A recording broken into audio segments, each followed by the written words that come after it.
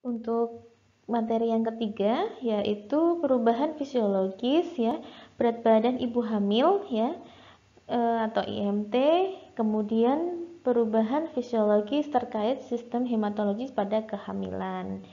Ya, untuk selanjutnya kita simak slide-nya ya. Kita melihat ya, ini adalah perubahan ya. Dari gambar ini tampak bahwa ada perubahan. Dari yang sebelah kanan ibunya bisa jalan-jalan, denger musik, enak ya. Tapi seiring berjalannya usia kehamilan ya, kehamilan yang semakin membesar ya, Anda lihat di sebelah kiri ke atas dan sebelah kiri bawah, di situ sudah mengalami kesulitan, berbagai macam kesulitan ya. Nah, itu karena ada perubahan-perubahan yang terjadi ya. Kemudian ada ibu yang senyum ya, melewati kehamilannya ya. Yang dibahas pada kali ini adalah proses kehamilan, kemudian fisiologis pada kehamilan, berat badan dan indeks massa tubuh, kemudian perubahan dari hematologi, pernafasan dan kardiovaskuler ya. Ya, seperti kita ketahui bahwa proses kehamilan itu dari hamil menjadi hamil itu ada perubahan fisiologis dalam masa kehamilannya ya. Sehingga tubuh secara alami akan melakukan adaptasi fisiologis dalam kehamilan. Ya, termasuk dari berat badan ya. Penambahan berat badan merupakan suatu hal yang menjadi bagian dalam proses kehamilan. Ya, dari penambahan berat badan itu menggambarkan suatu kehamilan seseorang ya. Harus penambahan ini harus dipantau dengan baik ya, karena menjadi salah satu indikator keadaan kehamilan. Seorang ibu hamil akan bertambah berat badannya antara 6,5 sampai 15 kg selama kehamilan, atau terjadi kenaikan berat badan sekitar 0,5 kg per minggu. Nah, berat badan ibu yang naik dan yang tidak naik atau turun ya, itu menjadi tanda adanya gangguan gestasional ya, yang bila berat badan ibu naik akan berisiko terjadinya preeklamsi ya, karena di sini adanya peningkatan berat badan ya. Yang ibu hamil yang tidak mengalami berat badan ya, ini menjadi salah satu faktor penyebab pertumbuhan janin yang terhambat akibat gangguan pada ibu. Ya, di sini jadi pentingnya untuk pemenuhan nutrisi yang baik sehingga penambahan berat badannya ibu sesuai dengan usia kehamilannya. Penyebab kenaikan berat badan adalah bertambahnya komposisi dari uterus ya. Seperti kita ketahui di pertemuan yang lalu, tadinya sebesar ibu jari jempol ya, sekarang 1000 gram beratnya ya. Berkembangnya plasenta, kemudian janin dan cairan ketuban yang bertambah ya. Bertambahnya juga volume darah, peningkatan retensi cairan dan produksi lemak selama kehamilan. Penambahan berat badan itu ditentukan ya berdasarkan indeks massa tubuh, yaitu berat badan per tinggi badan dikuadratkan ya. Ya, untuk indeks massa tubuh ya, ini ada standarnya ya. Yang direkomendasikan penambahan berat badan berdasarkan indeks massa tubuh adalah hasil perhitungan IMT sebelum hamil ya. Penambahan yang disarankan adalah 0,5 kg per minggu kalau pada wanita kurus ya. Kalau yang gemuk cukup 0,3 kg per minggu ya. Seperti yang kita jelaskan pada pertemuan sebelumnya. Jadi Anda kalau mau hamil sekarang coba dihitung Anda termasuk dalam kategori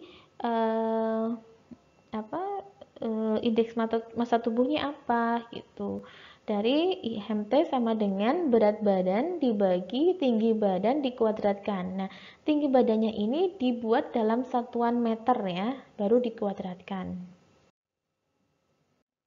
Ya. Nah, penambahan berat badan ini ditentukan dari pengaturan pola makan yang disediakan. Ya, sekarang bukan 4/5 sempurna lagi ya, tetapi gizi seimbang. Ya, efek dari kenaikan berat badan yang berlebih ya, kita bisa lihat mungkin janinnya malah kecil ya. Gitu. Jadi pertumbuhan janinnya yang kecil karena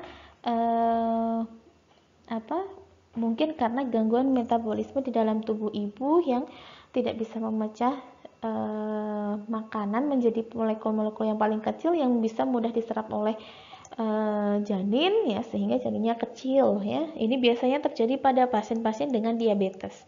Kemudian janin besar ya, menyebabkan distosia bahu ya. Tandanya ya, bayinya tidak bisa lahir, atau panggulnya normal, bayinya tidak bisa lahir ya melalui pervaginam, atau terjadi peningkatan tekanan darah ya, bisa tekanan darah tinggi ya. Selama kehamilan, peningkatan kadar hormon tertentu dibuat dalam plasenta ya, sehingga nutrisi membantu pergeseran dari ibu ke janin. Hormon yang lain diproduksi oleh plasenta untuk membantu mencegah ibu dari mengembangkan gula darah rendah ya.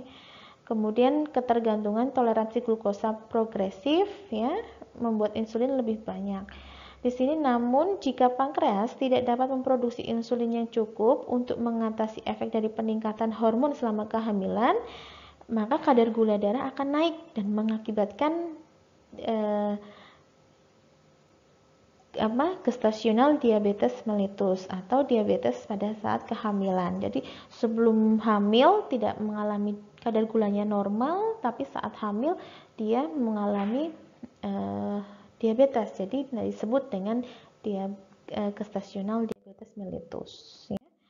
Nah, sehingga perlu pemantauan yang dilakukan oleh bidan ya pada ibu hamil, dan ibu hamil juga harus kontrol ke bidan ya untuk memantau berat badannya. Pemantauan berat badan yaitu dengan cara menghitung perkiraan penambahan berat badan yang disarankan dengan menghitung IMT serta menentukan status ibu ya. Jadi di sini langkah yang pertama adalah Anda menentukan IMT-nya dulu, statusnya apa, kemudian batas kenaikan berat badannya berapa, ya. Kemudian dari situ kita memberikan konseling tentang makanan yang baik untuk dikonsumsi. Kemudian membantu mengatasi keluhan yang dialami ibu yang berkenaan dengan hal yang mempengaruhi pola makan. Yang selanjutnya adalah perubahan hematologi ya. Nah, perubahan pada sistem hematologi berupa peningkatan volume darah, penurunan hemoglobin dan hematroksit, peningkatan kebutuhan besi, perubahan pada leukosit dan sistem imunologis, dan kehilangan darah yang terjadi selama proses kehamilan, dan yang terakhir koagulasi dan fibrinolisis ya dari darah. Yang pertama adalah volume darah ya. Volume darah ibu meningkat secara nyata selama kehamilan. Tingkat kenaikannya sangat bervariasi, di mana ada beberapa wanita hanya terjadi peningkatan sedang dan pada wanita lain peningkatannya hampir berlipat ganda. Ya, volume plasma darah meningkat sekitar 15% pada kehamilan 12 minggu dibanding dengan keadaan sebelum hamil ya. Nah, ini yang menyebabkan kenaikan volume darah. Nah, kenaikan volume ini ya bertambah cepat pada trimester 2 dan melambat pada trimester 3. Konsentrasi hemoglobin dan hematokrit selama kehamilan juga akan berkurang karena disebabkan oleh bertambahnya plasma dalam sirkulasi darah. Ya, ini menyebabkan pada saat periksa muncul kadar Hb-nya lebih rendah daripada yang sebelumnya. Ya, pada trimester 2 itu.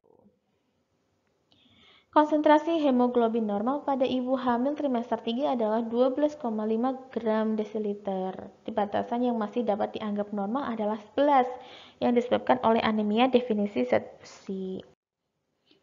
Hipervolemia yang diinduksi oleh kehamilan mempunyai beberapa fungsi ya, untuk memenuhi kebutuhan uterus yang membesar dan sistem vaskular yang hipertrofi, untuk melindungi ibu dan janin terhadap efek merusak dan dari gangguan aliran balik vena pada posisi terlentang dan tegak, dan untuk menjaga ibu dari efek samping kehilangan darah selama kehamilan. Ya, selanjutnya adalah metabolisme besi ya, peningkatan volume eritrosit pada masa hemoglobin sama kehamilan ya. Rata-rata volume total eritrosit meningkat sekitar 450 mili dalam sirkulasi, di mana dalam 1 ml eritrosit normal terkandung 1,1 mg besi ya. Dari 1000 mg kebutuhan besi pada kehamilan, sekitar 300 mg transfer secara aktif ke janin dan plasenta, serta sekitar 200-nya menghilang di sepanjang jalur ekskresi normal. Nah, keadaan ini tetap terjadi walaupun ibu kekurangan zat besi ya. Bila zat besi tersebut tersedia 500 ya, lainnya akan digunakan dalam eritrosit. Akibatnya semua zat besi akan terpakai selama paruh akhir kehamilan dan dibutuhkan zat besi yang cukup besar selama paruh kedua kehamilan. Ya, jadi di sini maksudnya adalah bila kita memiliki 1000 mg zat besi ya, yang terpakai ditransfer ke plasenta adalah sebanyak 300 ya. Bila kita mengalami kekurangan zat besi, maka diperlukan suplemen ya, suplemen untuk meningkatkan kadar hemoglobin ya, dan hematokrit yang mengalami penurunan ya. Kemudian fungsi leukosit, sel yang membentuk komponen darah ya. Sel darah putih ini berfungsi untuk membantu tubuh melawan berbagai penyakit infeksi sebagai bagian dari sistem kekebalan tubuh. Leukosit dianggap menjadi indikasi kondisi fisik seseorang. Fungsi leukosit dan sistem imunologis. Ya, selama kehamilan jumlah leukosit ini akan meningkat ya, sekitar 5.000 sampai 12.000 ya. Pada saat kelahiran dan masa nifas, jumlah leukosit mencapai puncaknya yaitu 14.000 sampai 16.000. Nah, di sini pada awal kehamilan aktivitas leukosit alkalin fosfatase dan C-reaktif protein meningkat, yaitu protein yang dihasilkan oleh hati dan ada saat terjadinya infeksi ya. Jadi di sini bisa dilihat ya, bahwa untuk yang biru adalah volume darah, kemudian orange adalah volume plasma, yang segitiga adalah volume sel darah merah ya. Dimana kita bisa lihat di bawah adalah usia kehamilan ya. Yang samping kiri ke atas adalah persentase perubahan dari sebelum hamil ya. Jadi volume darah volume darah akan naik seiring dengan bertambahnya usia kehamilan. Begitu juga dengan plasma dan sel darah merah yang akan menurun pada hari atau minggu ke-6 postpartum. Faktor yang mempengaruhi naik turunnya leukosit adalah yaitu sel darah putih meningkat disebabkan ketidakseimbangan perubahan komposisi darah di dalam tubuh selama kehamilan. Ya, tadi ada volume darah meningkat, plasma meningkat, tapi hemoglobin menurun, sehingga di situ menganggap ini suatu kejadian yang tidak seimbang. Akhirnya muncul sel darah putih atau leukosit. Pada kehamilan yang sehat, leukosit juga mengalami peningkatan. Ya, diakibatkan karena stres ya, kehamilan mempengaruhi emosi ibu, infeksi bakteri juga ada, flu biasa juga ada mempengaruhi peningkatan kadar leukosit.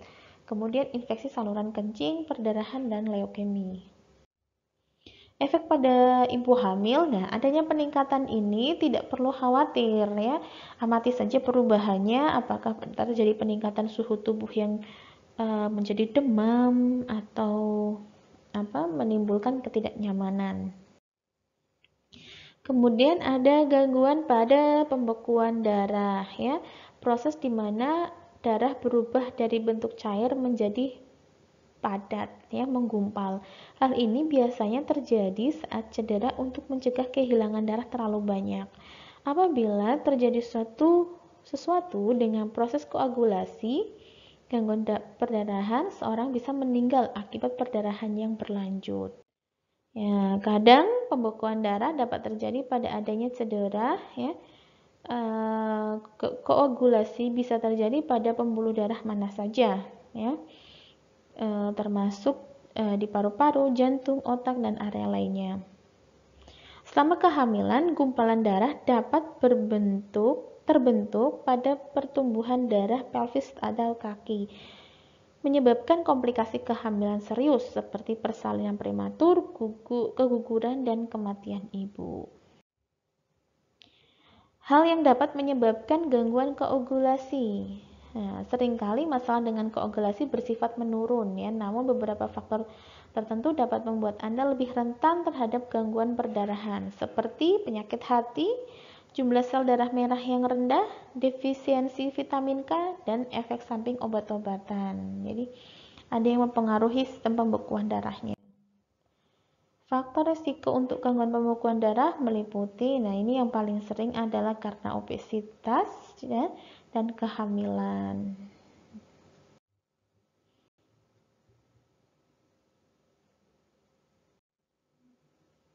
Orang yang obesitas berisiko mengalami penggumpalan darah. Hal ini disebabkan karena orang obesitas biasanya kurang aktif untuk bergerak.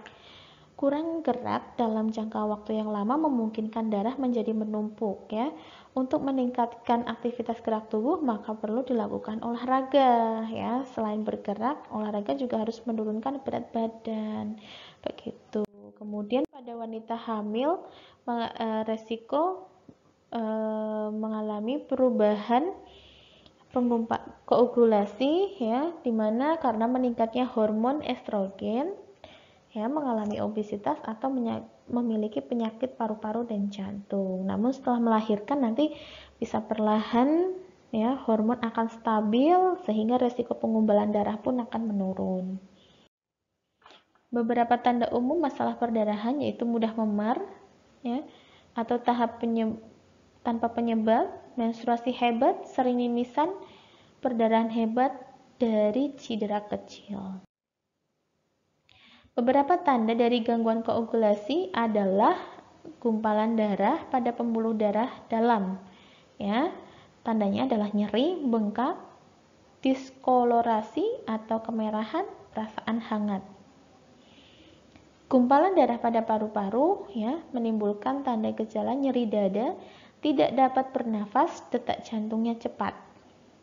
Serangan jantung atau stroke pada usia muda bisa terjadi ya, keguguran atau bayi lahir mati. Ya.